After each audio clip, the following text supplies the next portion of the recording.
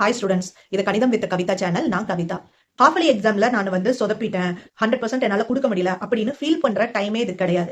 This is not your final exam. இது நம்ம halfly எதுக்கு கொடுக்குறாங்க அப்படின்னா, நீங்க எந்த அளவு சப்ஜெக்ட்ல ஸ்ட்ராங்கா இருக்கீங்க அப்படின்னு உங்களுக்கே தெரியணும், உங்களுக்கு கிளாஸ் எடுக்கிற டீச்சர்ஸுக்கும் தெரியணுங்கிறதுக்காக தான் இந்த ஹாஃப்லி எக்ஸாம். ஸோ நமக்கு ஃபைனல் எக்ஸாம் இருக்கு, டைம் இருக்கு. ஸோ அதுக்குள்ள நம்மளை எப்படி டெவலப் பண்ணலாம் அப்படிங்கறத தான் நம்ம இப்போ கான்சென்ட்ரேட் பண்ணணும்.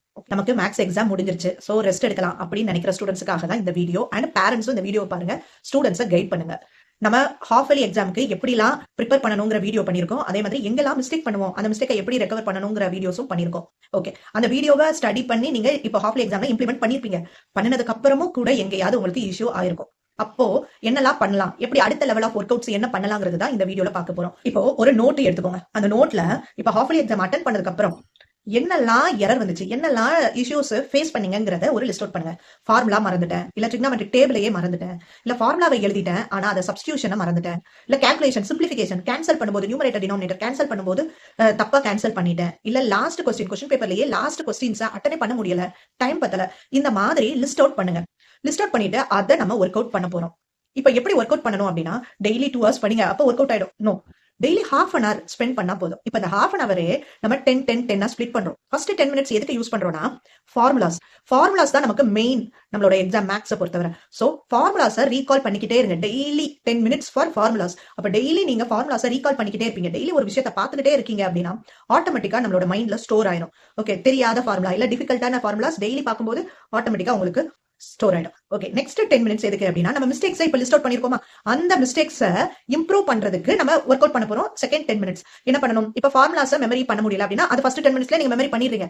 செகண்ட் 10 minutesல அந்த ஃபார்முலாக்கு தேவையான சம்ஸ், ரிலேட்டடான சம்ஸை நீங்க யூஸ் பண்றீங்க. இப்ப a+b² ஃபார்முலா படிச்சிருவீங்க, ஆனா 5x+2 கேக்குறாங்க. அப்போ யார் ஏ யார் பி, எப்படி நம்ம சப்ஸ்டியூஷன் பண்ணணும், அதை எக்ஸாம்பிள் சம் வச்சு நீங்க பிராக்டிஸ் பண்றீங்க. ஓகே, இப்போ நம்மகிட்ட ஒரு 15-20 ஃபார்முலாஸ் இருக்குன்னா அந்த 20க்கும் ரிலேட் ஆகிற மாதிரி எக்ஸாம்பிள் சம்ஸ் பிராக்டிஸ் பண்றீங்க. இதுதான் செகண்ட் 10 minutes.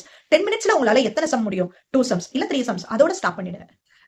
தேர்ட் 10 minutes கிளாஸ்ல நடத்துறாங்க. அந்த நடத்துறத வீட்ல ரீகால் பண்ணணும்.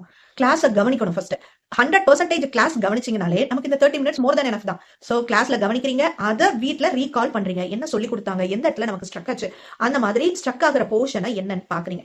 30 minutes ஸ்பிளிட் பண்ணி அதுல நம்ம ஒர்க் அவுட் பண்ணிக்கிட்டே வாங்க. இப்போ நெக்ஸ்ட் நமக்கு கிளாஸ் டெஸ்ட், மந்த்லி டெஸ்ட் எல்லாமே அடுத்தடுத்து வரும். அதுல நீங்க அட்டன் பண்ணும்போதே உங்களோட இம்ப்ரூவ்மெண்ட் தெரியும். அடுத்தடுத்து ஃபேஸ் பண்ணுவீங்க. எக்ஸாம் ஃபேஸ் பண்ணும்போது ஓகே இவ்வளவு கிளியர் ஆயிருக்கும், இன்னும் எதுல கான்சென்ட்ரேட் பண்ணணும்னு அடுத்தடுத்த எக்ஸாமை வச்சு நீங்க கிளியர் ஆகிக்கலாம். கிளியர் ஆகி அதை உங்களோட மிஸ்டேக்ஸ் லிஸ்ட் வச்சிருக்கீங்களா, அது அப்படியே குறைஞ்சிக்கிட்டே வரும். அப்புறம் ஃபைனல் எக்ஸாம், போர்டு எக்ஸாமுக்கு போகும்போது கான்பிடென்ட்டா 100% உங்களால பேப்பர்ல பிரசென்ட் பண்ண முடியும். இந்த டிப்ஸை நீங்க மைண்ட்ல எடுத்துக்கிட்டு கண்டிப்பா ஒர்க் அவுட் பண்ணி பாருங்க. கண்டிப்பா உங்களுக்கு 100% ரிசல்ட் கிடைக்கும். இந்த மாதிரி யூஸ்ஃபுல் வீடியோஸ் உங்களுக்கு வேணும்னு நினைக்கிறீங்கன்னா கண்டிப்பா சப்ஸ்கிரைப் பண்ணி ஃபாலோ பண்ணிக்கோங்க. இதை உங்க ஃப்ரெண்ட்ஸ் அண்ட் ஃபேமிலிக்கு ஷேர் பண்ணுங்க. தேங்க்யூ.